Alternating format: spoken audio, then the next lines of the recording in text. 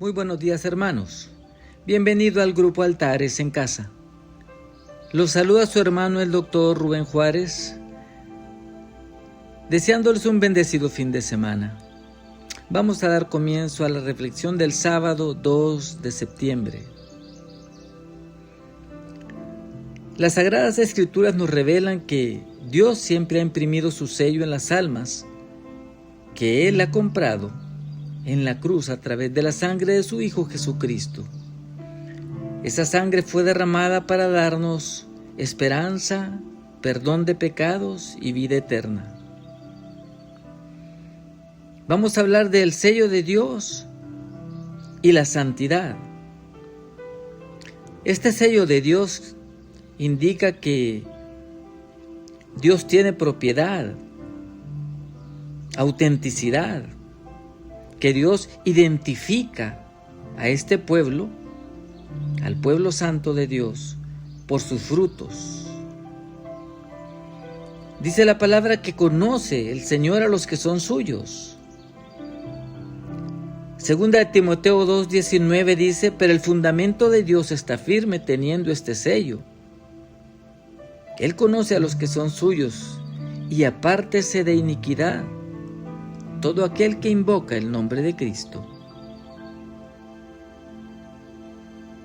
Este pueblo de Dios es un pueblo santo, apartado para Dios, celoso de Dios y útil para toda buena obra. Jesucristo dijo: por sus frutos los conocerás. Yo quiero que vea la descripción que se hace de un pueblo en Esther 3:8. El rey Asuero tenía al encargado, que era Amán, un hombre que detestaba al pueblo de Israel y que quería destruirlo. Y le describe al rey Asuero al pueblo de Israel de la siguiente forma: hay un pueblo esparcido en las provincias de tu reino, que no se mezcla con otros pueblos. Ellos tienen sus propias leyes, sus propias reglas, diferentes de las tuyas, y no siguen tus mandamientos. Por tanto, no conviene que los dejes vivos. Este comentario es un comentario de fidelidad a Dios, que honra a Dios. Habla de un pueblo que lo ama y que lo respeta.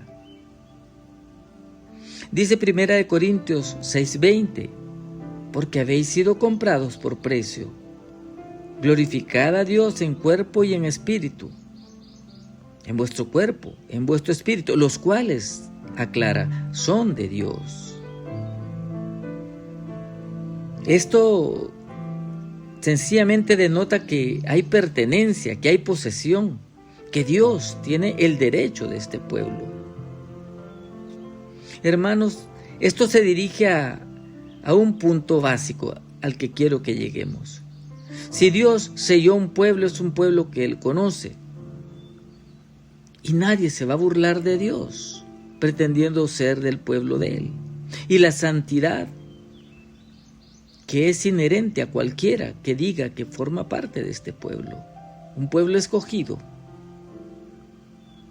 Dios nos ha sellado con el Espíritu Santo de la promesa. En Efesios 4:20 leemos: y no contristéis al Espíritu Santo, con el cual fuimos sellados para el día de la redención. Ese sello sirve para identificarnos en aquel día en que seremos llamados a la presencia de Dios. Hermano, necesitamos santidad. Dice la palabra que Dios no puede ser burlado, que todo lo que el hombre siembre, eso también segará. Y aclara: el que siembra para la carne, de la carne recogerá corrupción. El que siembra para el Espíritu, del Espíritu segará vida eterna. Por tanto, hermanos, necesitamos ser santos delante de Dios y declararle la guerra al pecado. El pecado debe morir. No podemos hacer concesiones con el pecado. No se trata de maquillarlo, de parecer mejor. Siempre que nosotros encontremos que hay pecado, debemos llegar a la conclusión de que debe ser confesado primero, en primera instancia, y después el pecado debe morir. Muchas veces nos encontramos con que ante una falla que hayamos cometido, un pecado delante de Dios, tratamos de esconderlo. Y el pecado no puede ser escondido porque cuando tú lo dejas en un lugar oculto, crece, se arraiga y echa raíces. Pongo un ejemplo que es muy gráfico y es cuando Caín, que era del maligno, mata a Abel. Caín tenía en su corazón un gran rencor contra Abel. Un día lo llevó a un lugar y Abel confiaba, ignoraba de que Caín tenía esos sentimientos hacia él. Y lo acompañó y no se dio cuenta hasta que lo golpeó y lo mató. En ese momento decía alguien, ¿qué pasaría con Caín? Se fue, huyó del lugar, regresó quizás en la tarde de ese día y vio a su hermano todavía tirado en el lugar donde lo dejó, muerto. Se acercó, lo revisó y se fue. Al día siguiente se volvió a presentar y ahí seguía, y sintió que había ya un humor porque el cuerpo comenzó a descomponerse. Y seguramente él quiso enmendarse y trajo flores y perfumes, pero entre más pasaba el tiempo, el cuerpo se descomponía y olía muy mal. Hermano, y es que esto es así. Cuando alguien ha muerto, lo único que queda es, no lo puedes ir a esconder, no lo puedes cubrir, lo único que puedes hacer es enterrarlo. Siempre que hay pecado, hermano, lo único que puedes hacer es ir y enterrarlo, porque de lo contrario, apesta. Y es lo que muchas veces el hombre pretende hacer delante de Dios, esconder el pecado.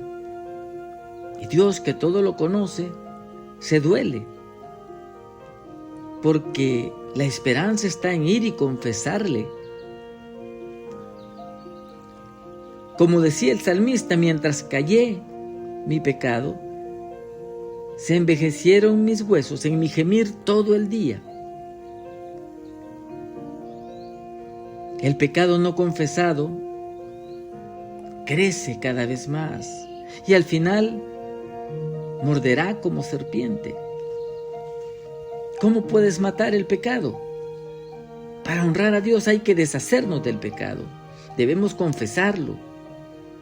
De esta manera se debilita, pierde fuerza, pierde poder. No podemos venir con actitudes timoratas. Sí, Señor, he pecado. Tienes que decir cuál es tu pecado. Debe ser nombrado. Este es mi pecado. Soy blasfemo, soy ladrón, soy mentiroso. Tiene que ser nombrado.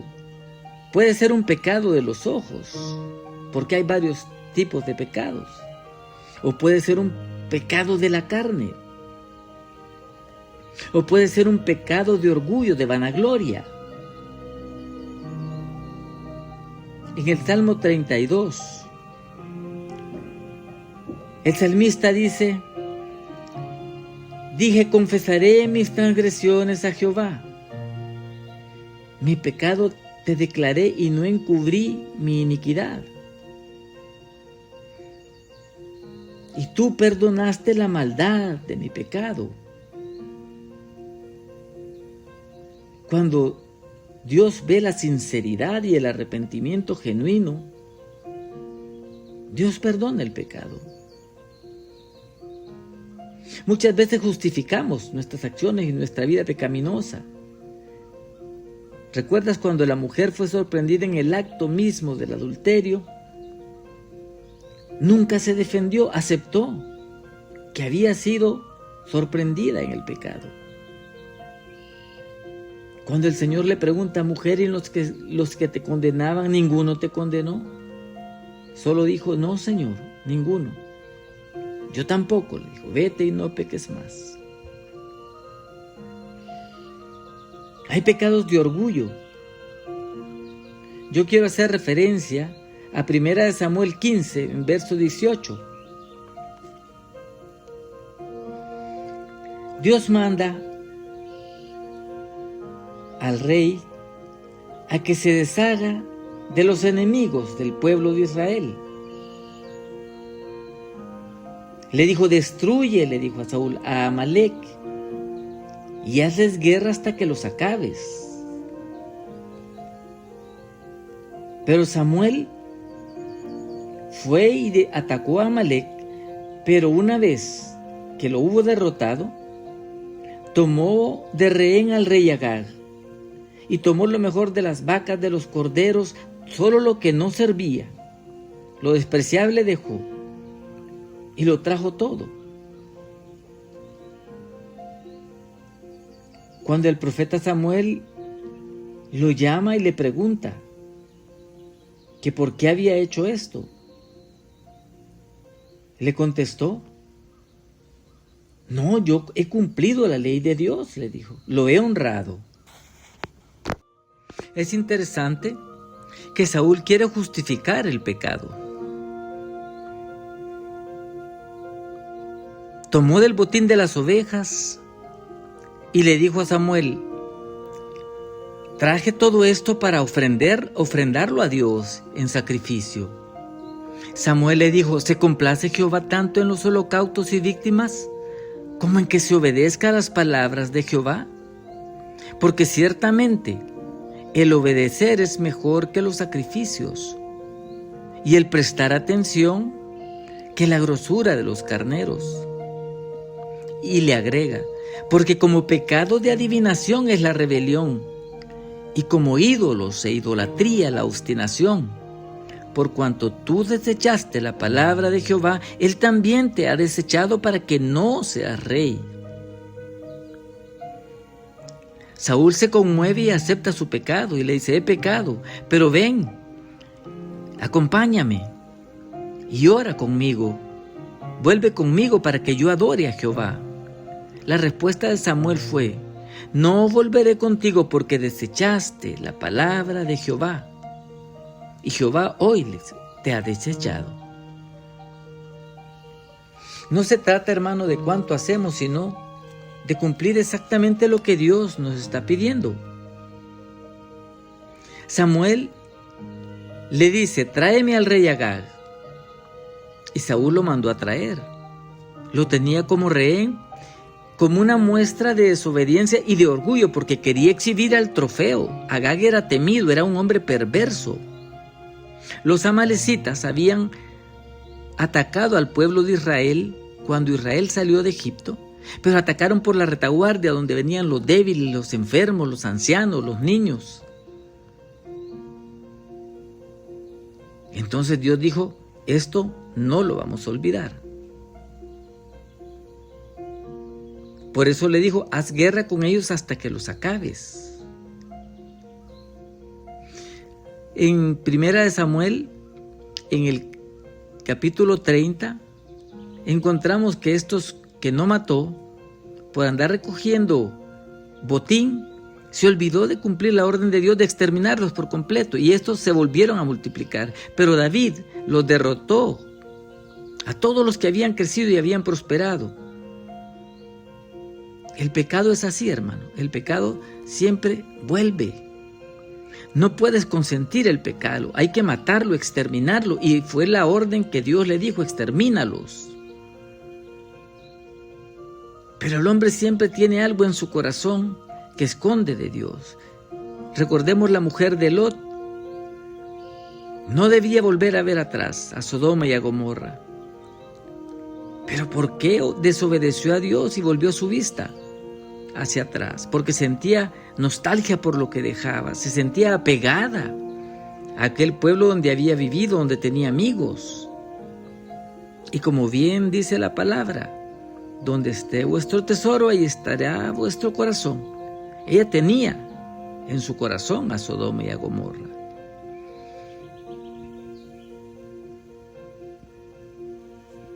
El pecado yo lo comparo con un síndrome en medicina que se llama el síndrome de abstinencia. Por ejemplo, el alcohólico, el drogadicto.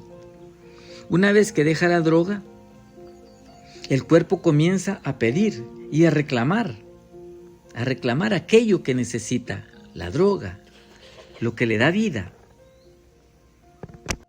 Es interesante que cuando se corta el mal de raíz, el cuerpo lo tolera por un momento, pero luego empieza a palpitar el corazón, a sentir desesperación, a sudar, y todo el cuerpo se convierte en un manojo de nervios y de angustia. La gente se desespera, siente dolor. Y sabe, hermano, qué es lo que hay que hacer cuando una persona que está desintoxicándose llega a este punto terrible. Sencillamente hay que darle un poco de droga o un trago. Inmediatamente toda la reacción escandalosa que se produce se apacigua. El pecado lo único que necesita es que tú lo vuelvas a alimentar, que lo consientas. El pecado es un sinónimo de los amalecitas. Tienes que matarlo. Tenemos que obedecerle a Dios. Yo quiero hacer una alusión. Tengo en mi casa un pequeño jardín y de repente empezó a crecer una maleza. Me gustó porque se miraba medio agreste y la dejé crecer.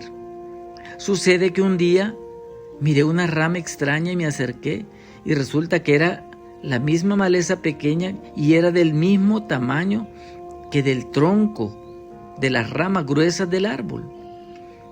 Decidí cortarlo porque vi que había ascendido y había cubierto a los árboles por encima, tomando todo el sol para ella y dañando los árboles. La corté de raíz, busqué las raíces y la fui a cortar y dije, se terminó el problema. ¿Cuál fue mi sorpresa, hermanos? Que tiempo después de las raíces que corté, habían salido pequeñas raíces que habían ido buscando otra vez la tierra para alimentarse. Subsistía del rocío de la noche, de la brisa, mientras la raíz llegaba al fondo. Y cuando acordé, las raíces estaban profundamente metidas otra vez, arraigadas profundamente. Las agarré y las saqué y removieron una gran cantidad de tierra porque estaban bastante profundas. El pecado es así. Tú puedes cortarlo por un momento, pero no es suficiente, tienes que exterminarlo. Dios te manda arrancarlo de raíz. Colosenses 3:5 nos dice, haced morir lo terrenal en vosotros. Nosotros tenemos que obedecer. La pregunta es, ¿nos vamos a quedar con el rey Agag adentro?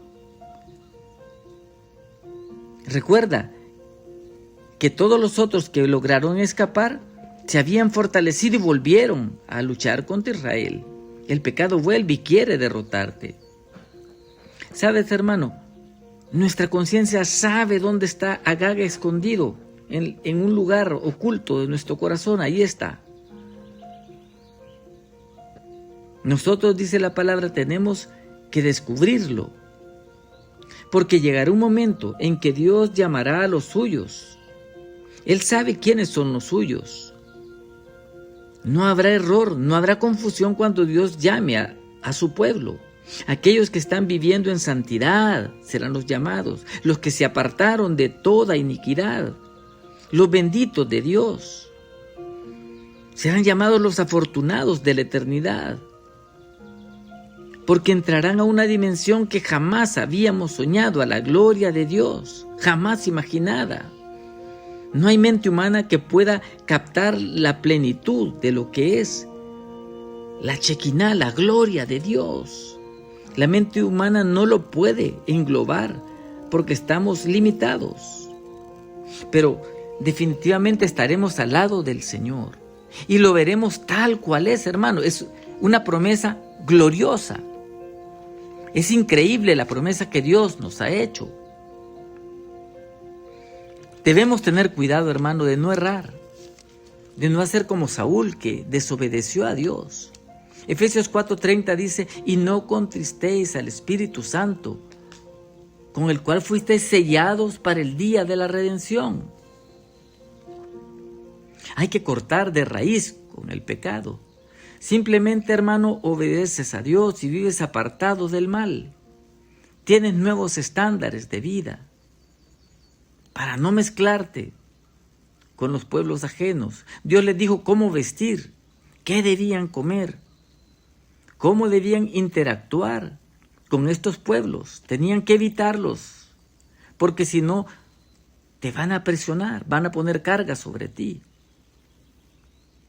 El Señor les dijo, no tienes que quedar bien con ellos, córtalos, no copies sus costumbres, no te cases con ellos, porque si no te desviarán de tu camino hacia Dios. Tenemos el ejemplo, hermano, un ejemplo que está en la palabra de Dios. En Ruth 1:16, una mujer que era moabita y había amado tanto a su suegra que decidió quedarse con ella. Cuando Noemí le dice que se vaya a su pueblo porque su esposo falleció y no tiene razón por qué regresar a Israel, ella le dice, no me pidas que te deje y me aparte de ti. A donde quiera que tú vayas, iré yo. Y donde tú vivas, viviré yo. Tu pueblo será mi pueblo. Y tu Dios será mi Dios. Donde tú murieres, moriré yo. Y donde tú seas sepultada, yo seré sepultada. Así me haga Jehová y aún me añada, que solo la muerte nos podrá separar. Renunció a la vida antigua con los dioses paganos de los moabitas y aceptó a Jehová Dios como el Dios suyo. Tu pueblo será mi pueblo, tu Dios, le dijo a Noemí, será mi Dios. Vaya forma de renunciar a su vida antigua. Eso es un corte completo, total, desarraigar, para volver a plantar algo nuevo. Segunda de Corintios 6:17 dice que somos templo de Dios, del Dios viviente. Y nos dice qué comunión tiene la justicia con la injusticia, la luz con las tinieblas, qué comunión tiene Cristo con Belial, o qué comunión tiene el creyente con el incrédulo. ¿Qué acuerdo hay entre el templo de Dios y los ídolos? Nosotros, dice la palabra, somos el templo de Dios. Por lo cual dice, salid en medio de ellos y apartaos y no toquéis lo inmundo, y yo os recibiré, y seré a vosotros por padre, y vosotros me seréis por hijos e hijas. Quiero concluir con 2 de Corintios 7:1. Y nos dice, nos estimula, puesto que tenemos tales promesas, limpiémonos de toda contaminación de carne y de espíritu, perfeccionando la santidad en el temor de Dios. ¿Recuerdas, hermano? El principio de la sabiduría es el temor de Dios. Debemos definir cuál es la línea de separación, tu línea, mi línea de separación con el mundo. Borremos los patrones falsos y tomemos cartas en el asunto. Dejemos la apariencia. Tenemos las instrucciones de Dios. Tenemos la información, los preceptos de Dios y sus leyes, hermano. La pregunta es, ¿cuál es tu línea de separación que vas a establecer para honrar a Dios? Cristo viene por nosotros. Cristo viene por nosotros, hermanos, y tenemos que estar preparados. Cortemos toda raíz de contaminación con el pecado. Y honremos a Cristo, que es Dios por los siglos de los siglos de los siglos. Amén.